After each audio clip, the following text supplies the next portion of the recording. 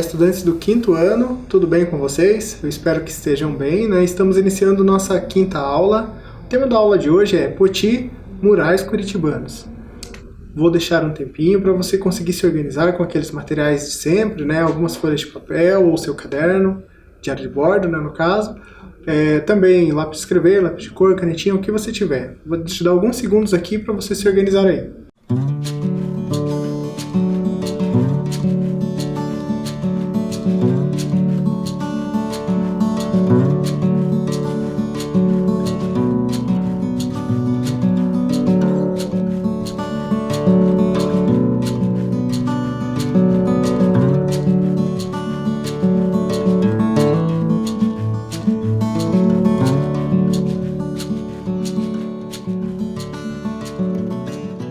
Muito bem, gente. Então, seguindo aqui, nós vamos iniciar a aula de hoje com uma atividade. Depois a gente vai entender o porquê dessa atividade já estar logo no início. Eu vou pedir que você observe bem aí o ambiente que você está na sua casa.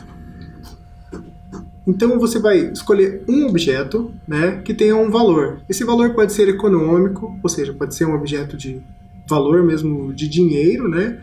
Ou ele pode ter um valor decorativo, então ele está aí porque ele é algo muito bonito que alguém resolveu pôr aí para ajudar a decorar a casa.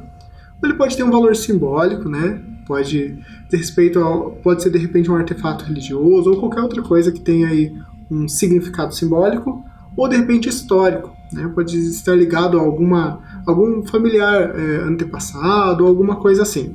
Então você vai escolher qualquer objeto que tenha algum desses tipos de valor e depois você vai fazer uma descrição detalhada desse objeto com base nessas questões aqui. São 8 questões, só que você não precisa copiar as questões. Conforme estão ali, você só vai respondendo, você enumera e responde. Então, qual é o nome desse objeto e para que ele serve? Se é que ele serve para alguma coisa, né? Então, às vezes, o objeto decorativo ele não tem uma função utilitária. Então, ele está ali meramente com uma função estética, tá? Onde ele está localizado? Ele está na cozinha ou ele está na sala? De repente, ele está no quintal? Você vai localizar aí. Onde você localizou, você vai dizer pra gente. Quem fez esse objeto? Ele foi comprado pronto ou ele foi feito por alguém que mora aí ou já morou aí? Pertence a alguém específico? De repente é um objeto que pertence à sua mãe ou ao seu irmão, né? Você vai dizer se pertence a alguém. Qual é a história desse objeto? Por quem que ele foi trazido? Qual foi o objetivo? E assim por diante. De que material ele é feito? De repente ele é de concreto, ou ele é de plástico, ou ele é de metal, tá? Então veja bem que tipo de material que ele tem e também descreva. Ele é durável?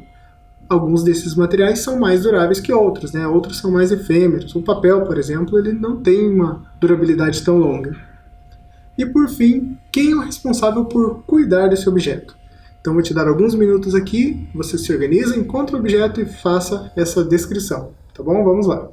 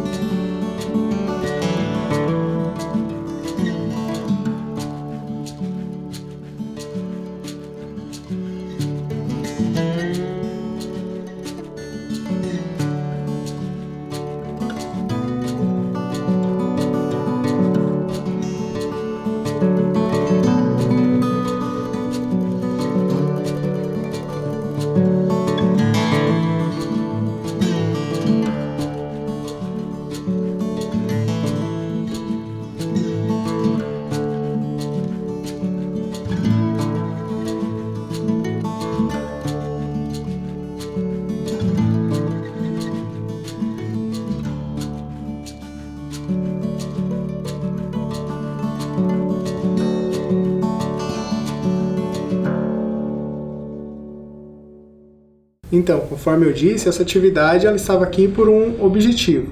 É para ajudar a gente a entender um pouco sobre patrimônio. Não é um assunto muito fácil da gente abordar, né? Mas o que é o patrimônio e o que é o inventário? Vocês acabaram de fazer um inventário sobre um bem. Mas vamos lá. Patrimônio pode se referir ao conjunto de bens familiares, como esse objeto que você escolheu, correto? Acabamos de fazer então um inventário de um bem. Nós detalhamos quais são as características dele, o material que ele foi feito, o objetivo que ele está aí e assim por diante. Então, inventariar é o ato de descrever e enumerar minuciosamente, ou seja, é o levantamento individualizado e completo de bens e valores.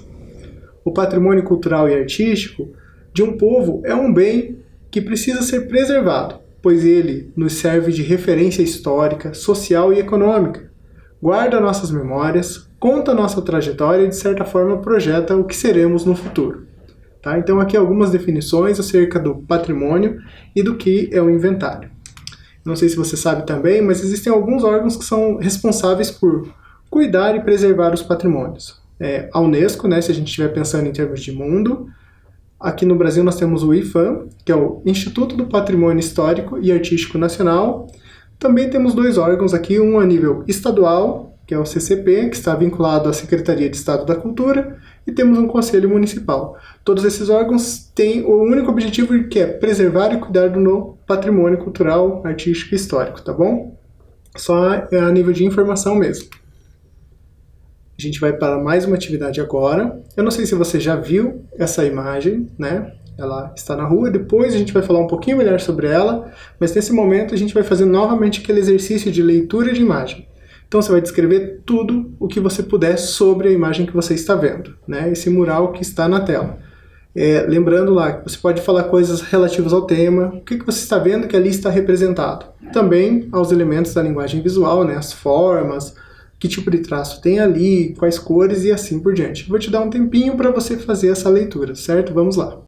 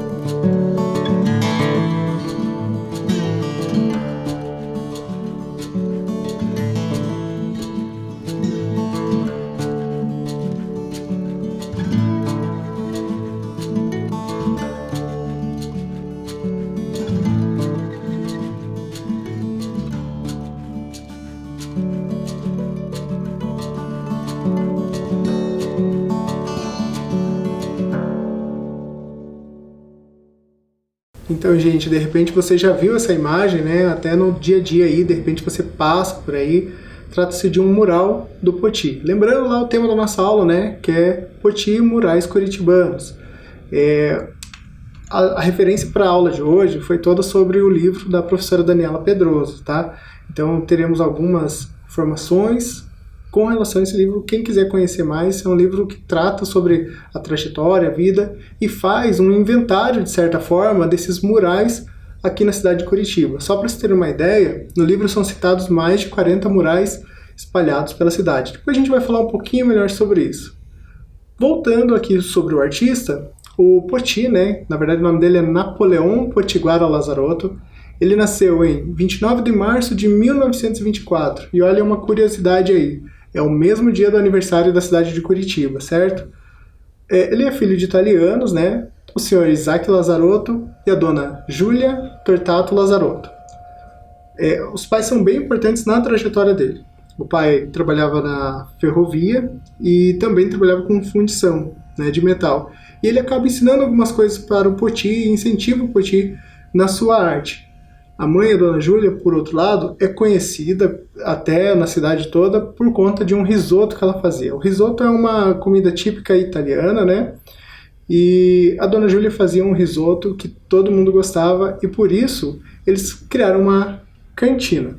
Já vou falar um pouquinho melhor sobre a cantina, né? Que depois teve outro nome. Mas só para finalizar essa parte, o constante contato do Poti com ferroviários, operários, trabalhadores em geral, fez com que ele explorasse essa temática nos trabalhos dele, como aquele mural que a gente viu. Vocês viram que tinham os trabalhadores ali que construíram a cidade de Curitiba. A gente vai falar um pouquinho melhor mais para frente, tá? Mas esse é um tema permanente no trabalho dele. Então, questões sociais, o cotidiano das pessoas, dos trabalhadores, tá? Vamos seguindo aqui. Poti e os quadrinhos. Inspirado nos quadrinhos de Hal Foster e Al Capp, aos 14 anos, né, em novembro de 1938, para ser mais específico, o Poti cria o Haroldo, o Homem Relâmpago, que é publicado pelo Diário da Tarde aqui de Curitiba.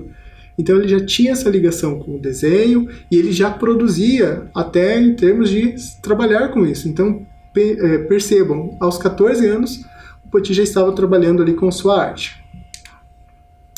Voltando a falar da cantina Lazarotto, né? Então, falei que a dona Júlia era conhecida pelo seu risoto.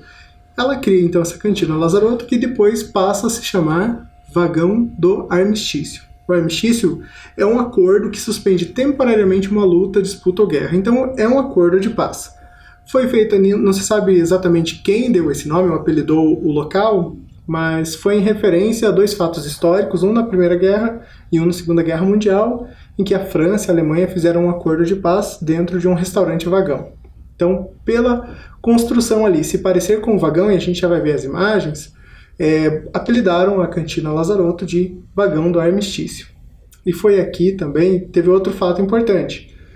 O político Manuel Ribas conheceu o Poti, viu que ele sempre estava desenhando, né? Como eu falei anteriormente, ele desde criança se interessava por desenho, vivia com um papel, um lápis, um carvão na mão, desenhando.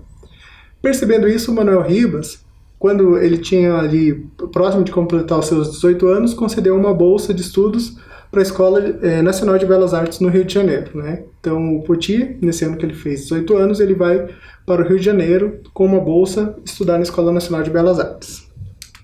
Aqui está o vagão do armistício, né? Vejam que parece bastante mesmo um vagão. Ali na primeira imagem, o teto, você pode observar que tem alguns desenhos do Poti, né? E depois uma imagem externa, essa forma alongada, que faz referência ao vagão, certo? A partir de 48, a vida do Poti ganha novos rumos. Ele ganha uma outra bolsa agora, ele vai estudar fora do país, ele vai para Paris, na França. Em 1950, ele retorna ao Brasil e ele cria a Escola Livre de Belas Artes com o Flávio Mota em São Paulo. Tá? Nessa época ele foi convidado a ministrar diversos cursos em diversos estados, né? Rio de Janeiro, Bahia, São Paulo. E em 55 ele casa com Célia Neves. Ele retorna à Europa na década de 60, faz alguns trabalhos na Inglaterra, na Bélgica, em Paris e também em Portugal, ali já mais para a década de 80. Em 1967 ele viaja ao Xingu. Mas isso é um assunto para uma próxima aula, tá? Poti também se notabilizou como um ilustrador de livros. Observem ali na imagem quantos livros diferentes, né, tem mais do que isso, só para ilustrar alguns aqui que ele fez desenhos, enfim. Temos ali também uma imagem que pertence ao livro Grande Sertão Veredas, do Guimarães Rosa. Esse o Poti ilustrou em 1990. Bom, gente, para mim não ficar só falando aqui, a gente vai para a nossa próxima atividade, tá? Agora vocês vão fazer uma ilustração. Assim como o Poti, né, percebia a dinâmica da cidade, observava o cotidiano das pessoas, a gente vai fazer uma ilustração inspirada nisso. Você olhando pela sua janela, perceba a dinâmica da sua rua, né? Como que as pessoas se comportam aí na sua paisagem. Você vai fazer então uma ilustração dessa sua paisagem com os acontecimentos que você percebe. É uma rua muito agitada, passam muitos carros ou não? É uma rua mais tranquila? No normal, as crianças podem brincar na rua ou não tem essa possibilidade? Então você vai perceber essa dinâmica, se tem outros fatos, como feiras ou alguns acontecimentos assim, e vai tentar retratar isso no seu desenho. Vamos lá, eu vou te dar alguns minutos aqui para você fazer então.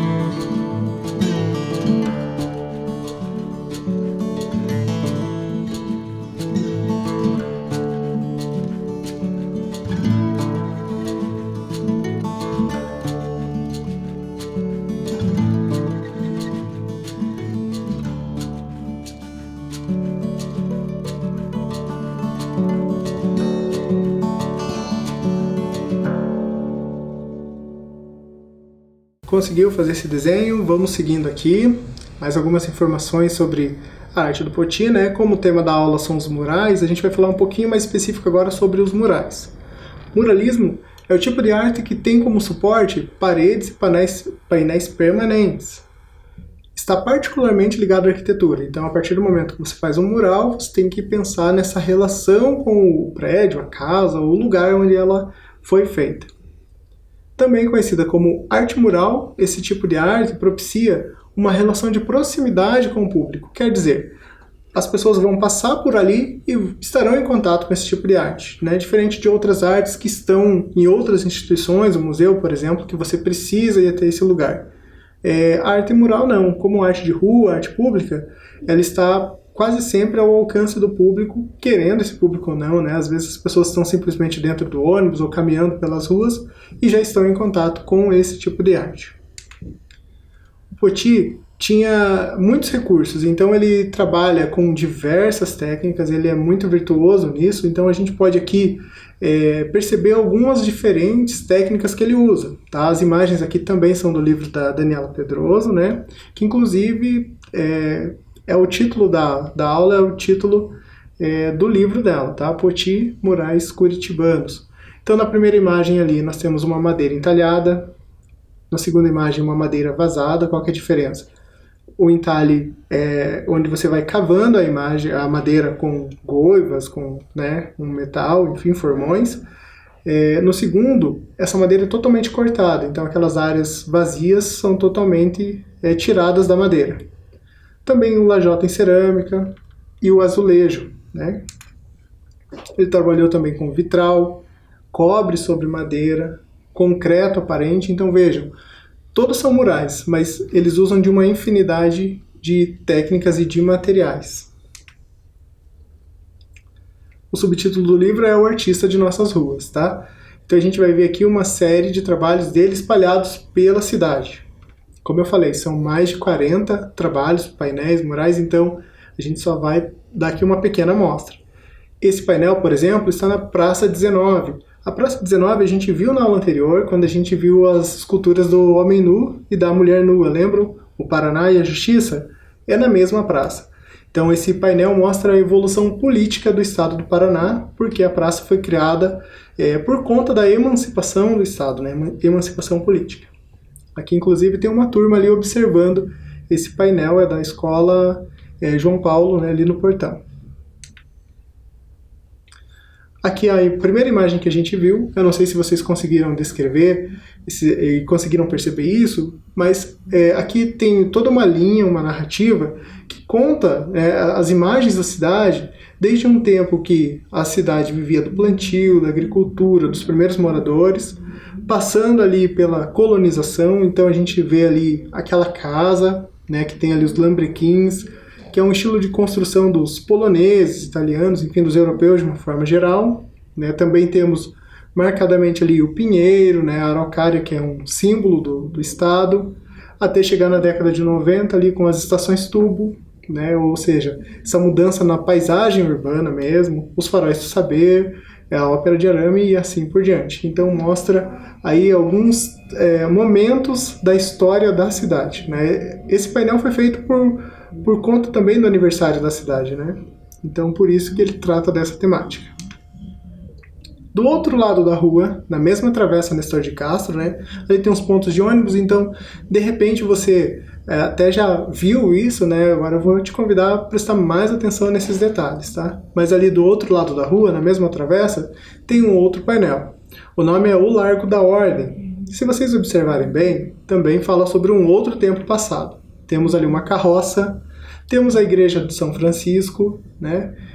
E temos uma mulher carregando alguns produtos. Então, as pessoas que viviam mais na periferia faziam seu plantio e traziam esses produtos para vender na feira do Largo da Ordem, já num tempo bem remoto, né? Ainda existe a feirinha do Largo da Ordem, né? Mas ela mudou bastante ao longo desses anos. Outro painel, bem conhecido, é o do Teatro Guaíra. Então, na Praça Santos Andrade, ali, na frente do Teatro Guaíra, na sua fachada, nós temos esse painel em relevo. E ali a temática é o teatro, em homenagem também ao Teatro Guaíra, certo? Esse aqui eu trouxe porque ele quase passa desapercebido. Também está no Largo da Ordem, na frente do Memorial de Curitiba, ali num estabelecimento privado, né? É um painel pequeno até, comparado aos outros, por isso que ele passa desapercebido. Ali a temática são os tropeios, né? Que também fazem parte aí da nossa história. Com esse, né, eu encerro aqui esses murais, esses painéis. Então a gente tem que prestar muita atenção quando a gente está andando pela cidade, né? Então essas coisas todas dizem respeito a esse patrimônio da cidade, correto?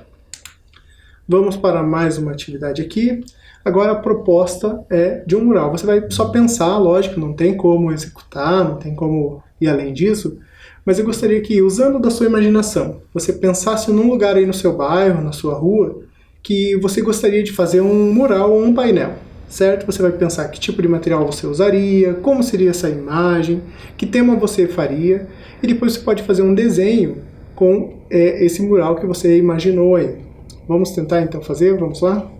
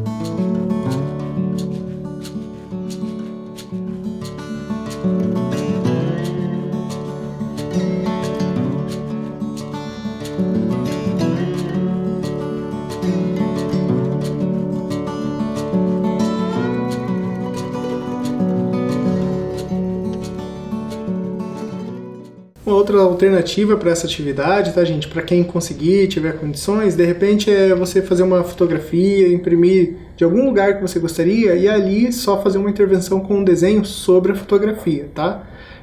Mas vamos só pensar no desenho por hora, que é mais tranquilo. Isso é para quem puder e quiser. Bom, voltando a falar um pouquinho então sobre o patrimônio, né? Todo esse conjunto de murais que estão espalhados pela cidade de Curitiba são patrimônios culturais feitos, criados pelo Poti, né? Alguns deles são tombados pelo IPHAN, outros são tombados pela Secretaria de Estado, outros são pelo Conselho Municipal, mas é só para dizer que todos eles se referem a patrimônio cultural e artístico, né? Outro detalhe importante dessas instituições que cuidam do patrimônio é que elas fazem um trabalho também de cuidado, de restauro, de preservação, né?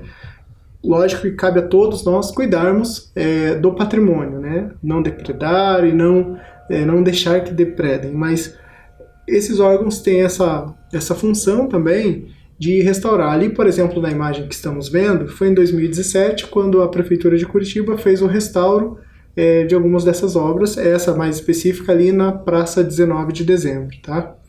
Então é importante salientar aqui que cabe a todos nós cuidarmos do patrimônio, tá?